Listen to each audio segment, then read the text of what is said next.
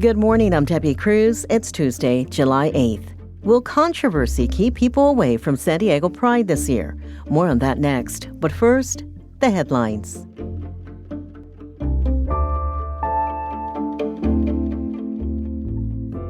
An iconic landmark on San Diego's coastline is again open to the public. The nearly 100-year-old Crystal Pier in Pacific Beach had been closed since December 2023 because of storm damage. Susan Layton and her out-of-town visitor wandered onto the pier while sightseeing. We actually didn't even realize that it was open today and just happened upon it, and we're so excited because it really just is a whole different view being able to be out here. Pier repairs cost the city over $2 million. The San Diego Humane Society says hundreds of stray pets were turned in over the holiday weekend. It told NBC7 it took in more than 220 animals since July 4th. Over the last few years, less than a quarter of found animals are reclaimed by owners.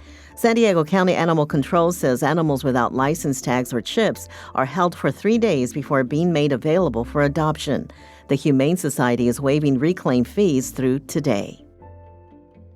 3 San Diego Padres players are heading to the All-Star game. Right fielder Fernando Tatis Jr. and relief pitcher Jason Adam were named Sunday to the National League team as reserves. Third baseman Manny Machado was announced an All-Star starter last week. Starters were selected by fans who voted for each position. Meanwhile, reserves were selected by player votes and the league. From KPBS, you're listening to San Diego News Now. Stay with me for more of the local news you need.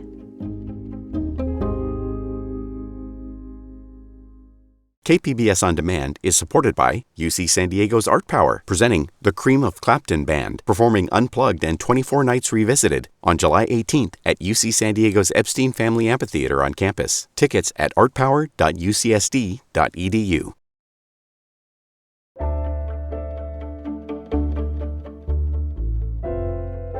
San Diego Pride is grappling with several corporate sponsors pulling their support. But Metro reporter Andrew Bowen says early ticket sales for the Pride Festival have never been higher. A pride controversy erupted last month when a coalition of Jewish organizations pulled out of the festival over one of its headliners, Grammy-nominated R&B singer Kehlani. The artist has spoken out in support of Palestinian sovereignty and against Israel's war in Gaza. A handful of corporate sponsors also pulled their support. Kristen Flickinger, interim executive director of San Diego Pride, says the controversy has not hurt ticket sales, which are roughly double where they were at this point last year. People reach out to us regularly saying that they're really grateful that Kehlani remains as the headliner and how much that means to them. San Diego Pride has updated its safety measures, its entry policy, and its code of conduct, Flickinger says.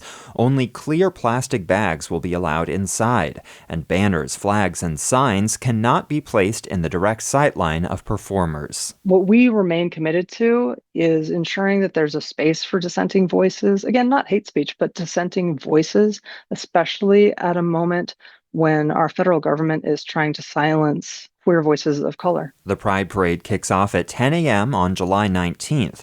The festival takes place in Balboa Park on the 19th and 20th. Andrew Bowen, KPBS News. The newly signed federal budget package is expected to cut billions each year in funding for Medi-Cal and CalFresh in California. That's according to state estimates. More than 1 million San Diegans rely on these programs for health care and food assistance. Health reporter Heidi DeMarco spoke to a local pediatrician who warns the cuts will hit children hardest. The bill includes frequent eligibility checks and work requirements for Medicaid recipients that could push 3.4 million Californians off health coverage, according to state estimates. I'm very worried about the effects of this bill on child health.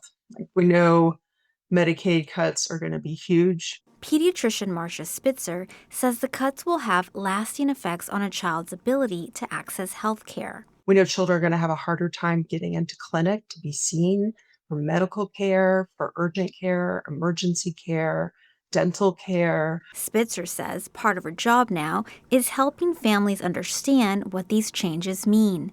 If they unfortunately lose Medicaid, that pediatricians are still going to see them. She says they won't turn families away. Heidi DeMarco, KPBS News.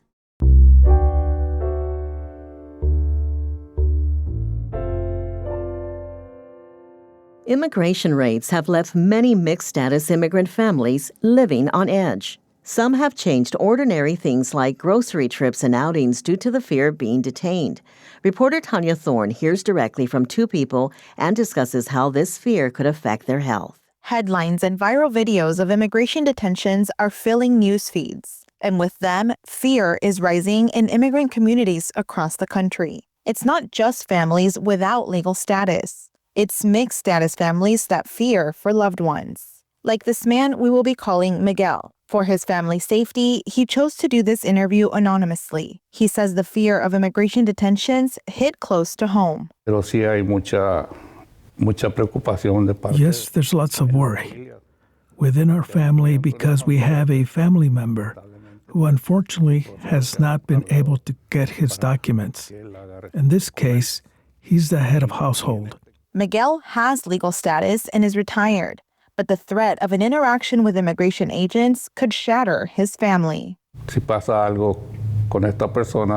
something is to happen to this family member, then our family would completely fall apart.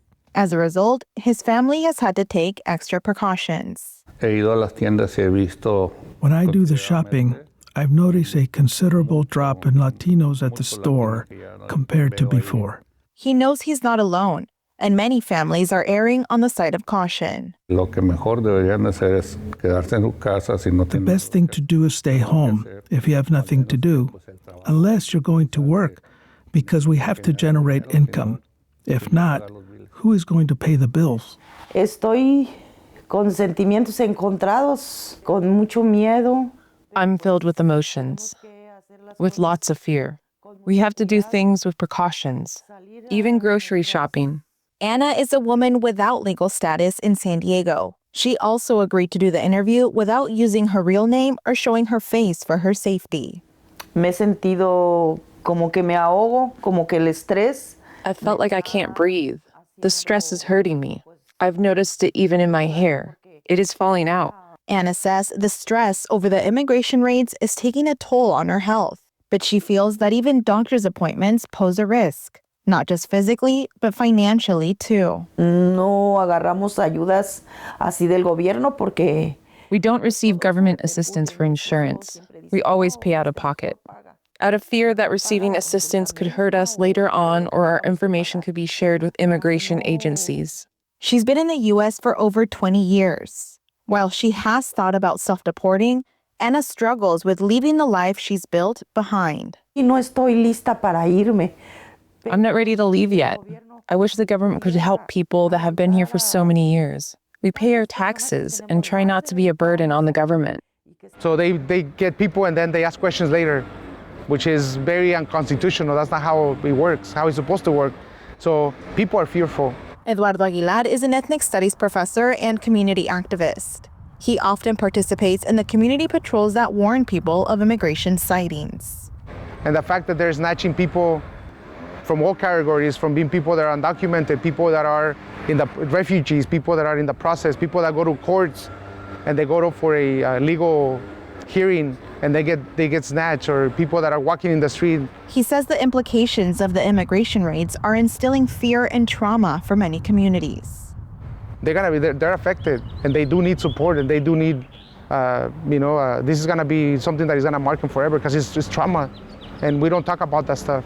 All of this is going to affect people mentally, psychologically. Lizette Ma is a family psychologist in San Diego. She says the stress of fear has a deep impact on people. Neurologically, right, it has an effect, especially if that stress or concern or fear, it gets to a level that it's impeding your sleep cycle or it's being disturbed. You're not going to be able to perform, respond in an appropriate way or fast enough if you're constantly stressed out, worried, not sleeping, not eating.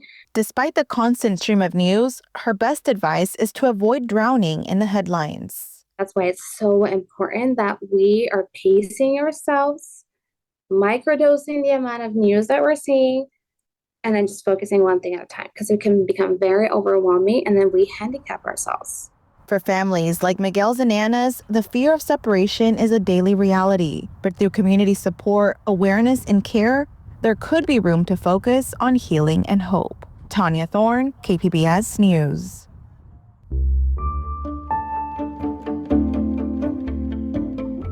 San Diego and California are in a crippling housing shortage. The supply of houses does not meet the demand.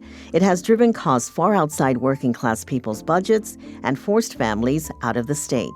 As part of our Public Matters collaboration, Voice of San Diego reporter Will Huntsberry brings us this story about one local city. El Cajon is one of the most racially and economically diverse cities in San Diego, but it lags far behind the rest of the county in home building. In the last few years, El Cajon permitted less than 10 new homes per 1,000 residents.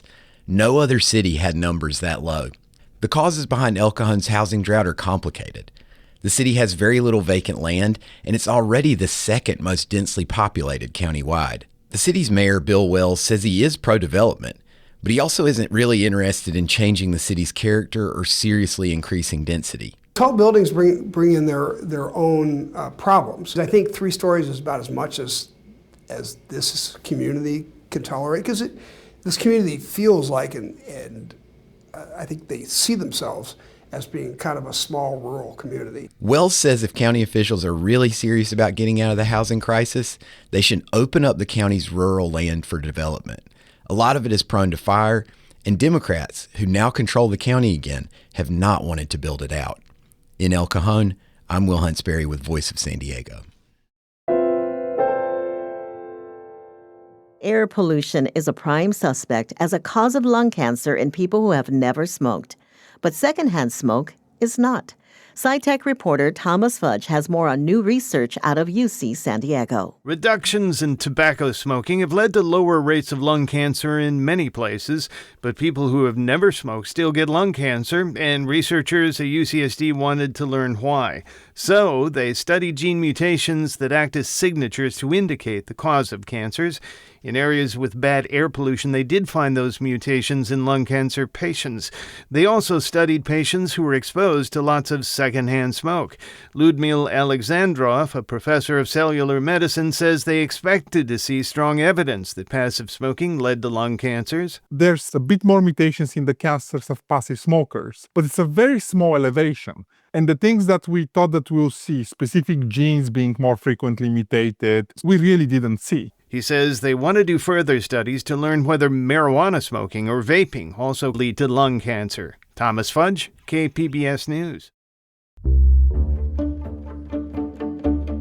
That's it for the podcast today. As always, you can find more San Diego news online at kpbs.org.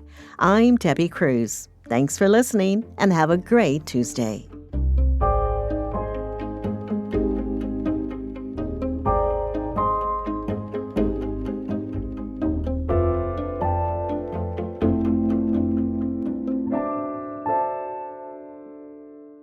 KPBS On Demand is supported by the San Diego County Toyota dealers, presenting a new 2025 Tundra designed to combine performance and comfort with up to 437 horsepower and 10-speed automatic transmission. See your Toyota dealer. The San Diego County Toyota dealers. We make it easy.